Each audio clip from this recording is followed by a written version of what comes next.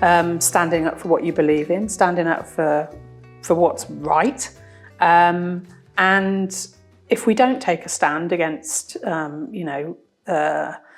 the bad things in life and the bad people in life, then this could be anywhere in the world. It's not just Ukraine. It could be anywhere. Welcome to Storytelling Ukraine. Fun stories of peace, sad stories of war, true stories of life in Ukraine.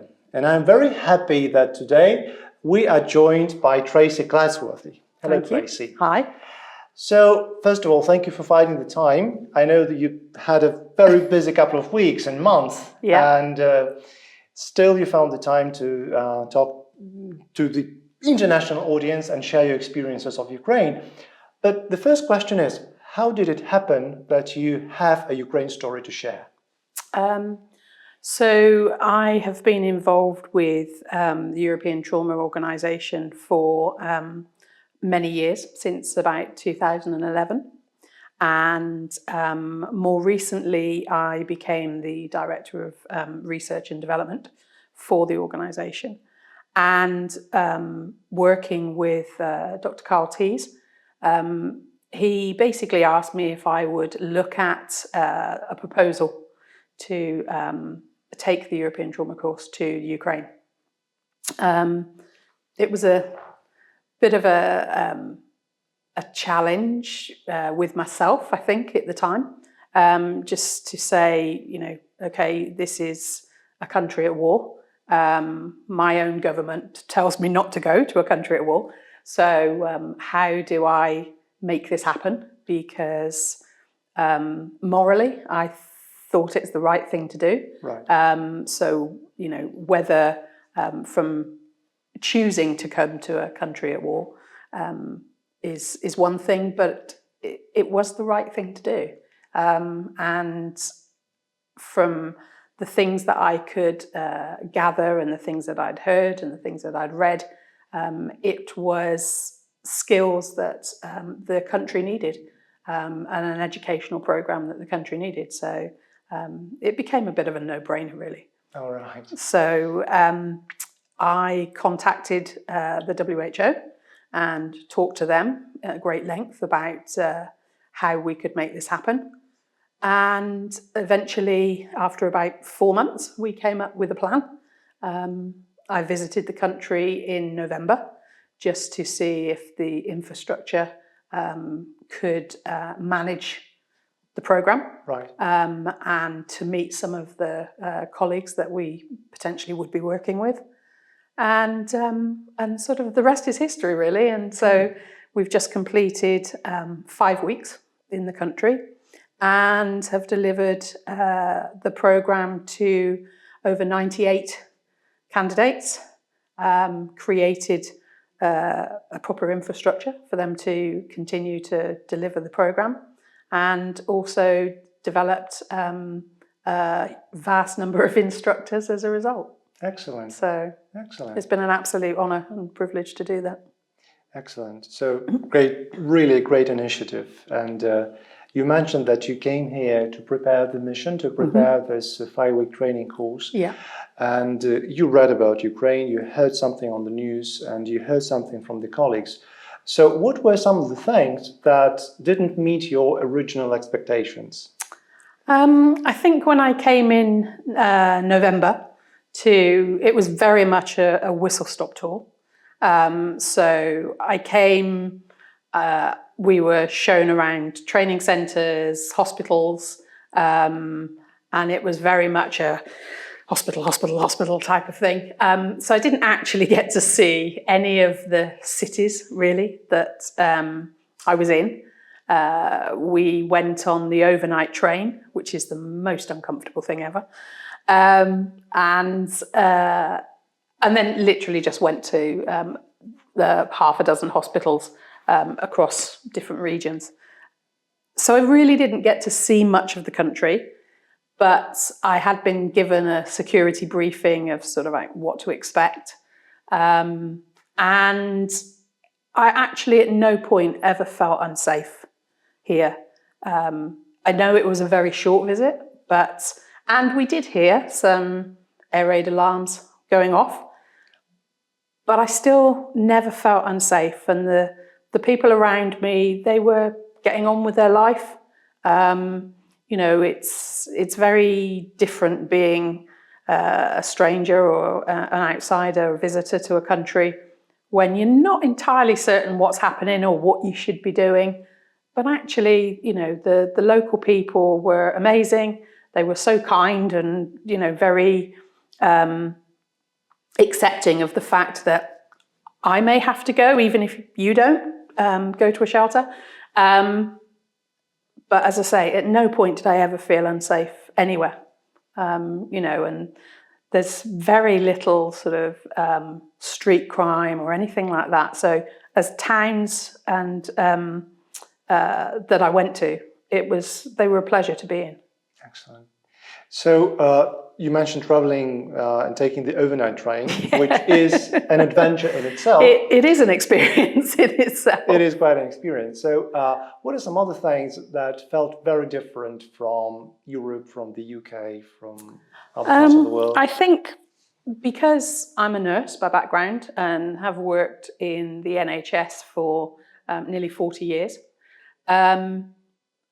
you sort of grow up with changes to healthcare, modern healthcare. And I went from some very similar hospitals in Ukraine, similar to what I was used to in the UK, to some very under-resourced, very old buildings. Some of the hospitals were very sort of dilapidated. But having been in the NHS for 40 years, it actually reminded me that actually some of our hospitals looked like that in the UK 30, 40 years ago. So, and a couple of them probably still do. So we're not that different. Excellent. We're very much not that different. Yeah. Well, hopefully Ukrainian hospitals will be moving in the direction of the modern UK hospitals. Absolutely. Hopefully. And that's been part of what we've hoped to bring to Ukraine with this trauma program.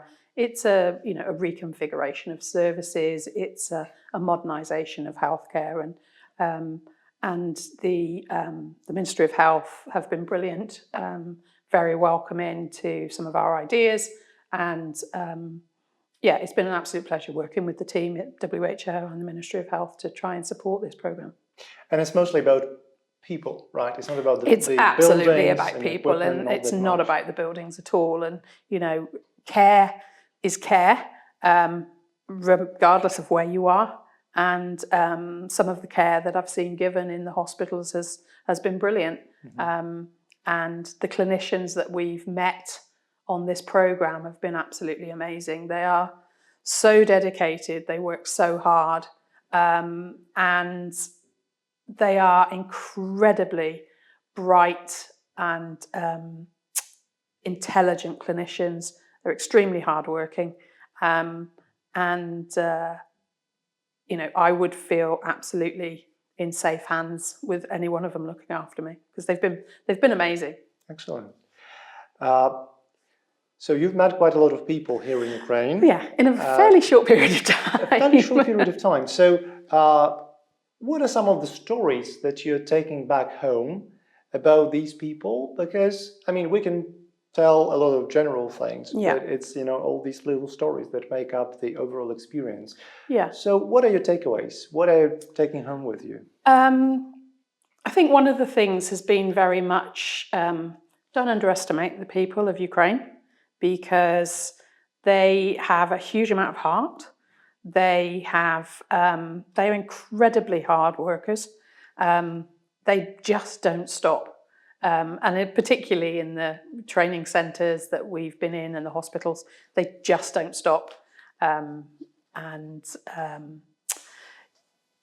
think one of the things that that I will probably take with me is their determination to keep going in very, very difficult circumstances at times. in terms of the war itself, there is a very collegiate, atmosphere wherever you go. They are very proud people, and quite rightly so. So they should be. I think some of the sad stories that we've heard from both clinicians, soldiers, that have been obviously doctors as well, has been quite harrowing. Some of the, the experiences and exposures that they've had to deal with, and many of them at a very young age. I mean, some of the clinicians that I've worked with on this programme have been half my age, if not more. The same age as some of my children. And they've been exposed to some very challenging things that actually people with a 40-year career in nursing and medicine may never experience. And they've done it in an incredibly brave way, but also with a very much a can-do attitude of we just got to get on with this. I was talking to a clinician last night who's also a soldier, and he was saying that some of the separations from the families have been really difficult on some of the soldiers, and also that they don't want people to forget about them, because it's really easy when there are other newsworthy items that flood the newspapers, flood the televisions. It's very easy to forget that actually there is a war going on here, and these people are living it every day, but they are also living their lives every day. And you can walk out into the street and think that this is just anywhere in the world and it's a normal day. But there's those moments when the air raid alarm goes off and it brings you back to reality. Exactly. And people do what they need to do to get through it. Right. So you've spent the basically past 5 weeks, here in Ukraine, without leaving, and just teaching the course and coordinating and managing it. And so 5 weeks of living in Ukraine. Yeah. Quite a lot of time. But is there, some particular thing that you couldn't get used to? Is there anything that okay, I can put up with this and with that, but not with that? Or I just don't get it? Like anything that you found particularly difficult to deal with or to get used to? One of my colleagues, when he went home for a few days, he had to go back for a few days and then came back. And one of the things I asked him to bring back was some breakfast tea, English breakfast tea, and some rich tea biscuits, because I couldn't find anything like that in Ukraine. Okay. And just those small home comforts actually make life a little bit more bearable when you're living in a hotel room. So yeah, just some of the simple things. You need some plain biscuits. Yeah, well, that's a good thing to know, because maybe next time when you come here, I'll just let the organizers know that you need to. We need some plain biscuits. Plain biscuits, exactly. Yes. Okay. And as I say, a couple of my colleagues, they've got a real fixation on at breakfast having sausages with cheese in them, which is a bit weird for breakfast. But yeah, they've got addicted to those things now. Okay, I see. So apart from that, nothing really special, nothing that was really hard to get used to or deal with. No, I think it's the getting used to things like air raids and spending those sort of moments just bringing yourself back down to earth to say, everybody is lovely. We are having a great educational experience here.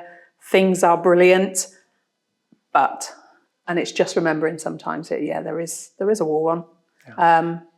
But because the people deal with it so brilliantly, it can be sometimes easy to forget. Yeah, Yes, exactly.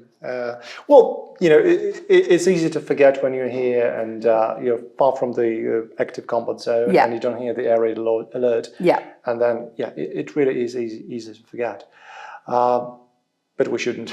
But we shouldn't, absolutely. And one of the things that my colleagues and myself have all said when we go back, we will remind people that, just don't forget about Ukraine. Yeah. Yeah. Why do you think Ukraine is important for the rest of the world? Is it important? Yes, it is important. It is important because, it is about standing up for what you believe in, standing up for what's right. And if we don't take a stand against, the bad things in life and the bad people in life, then this could be anywhere in the world. It's not just Ukraine. It could be anywhere. Exactly. So it's important that we do support each other. We do make a stand against bad things and bad people, and make sure that we spread that message. Yeah. Well, this podcast is one of the tools, thanks to you. You're very welcome. So what is one thing that the whole world gets wrong about Ukraine, in your experience? That's quite a hard one, really. I think probably when I was setting up the programme, obviously I chose instructors to come here, but it was important not to put pressure on them to come here because theoretically, when you're talking about this, you are going to a war zone. And it's that everywhere is war-torn and, there's destruction everywhere and things like that. So I think it's important to spread that message that, a lot of this is in very isolated places. The places that I have been to during this visit, not in November because I didn't see a huge amount, but in this visit, the places I've been to are beautiful. I will definitely be coming back on holiday when I get the opportunity to do so. Welcome. And so I think it's important to remember they've got some beautiful countryside. The towns and villages are beautiful, and remain so. It's not all doom, gloom, and it's not all damaged buildings and things like that. It's a beautiful place, and people need to think about coming here. Obviously, when it's safe to do so, and it is a choice. But when it came to trying to explain that to my instructors, I did have to sort of say it's not as bad as you think. But obviously you have to take security and safety seriously. So if I tell you to do something, you need to do it. Right. Yes, exactly. But so, and as I say, they all followed me here, so it couldn't have been that bad. No, it's good, definitely. What about Ukrainians? You've met quite a few, right? I've met quite a few. You made some friends here too. I've met some amazing friends here, and friends that I will hope to have for life, not just for the duration of this process. What do Ukrainians get wrong about themselves? Yes, what do Ukrainians get wrong about themselves? Well, if educationally it's been anything to go by, is they don't know how much they talk. Okay. Do we talk? Really? Do we talk that much? However, one of my colleagues said to me, the Ukrainian colleagues said to me, "You've got to remember, whatever you say, I've got to say 25% more." So when it comes to sort of like trying to get across educational methodology, it was very much, you need to stop talking. Okay. You're talking too much. I don't think they recognise how much they actually talk. Yes. Or how fast sometimes. True. Yeah. Very fast, exactly. Well, you will be coming back to Ukraine, definitely. I absolutely will be coming back to Ukraine. And maybe one day you would want to write a book about Ukraine. Okay. So if you do, what would be the title? Ooh, that's a really difficult one. That's a real challenge to think about something like that.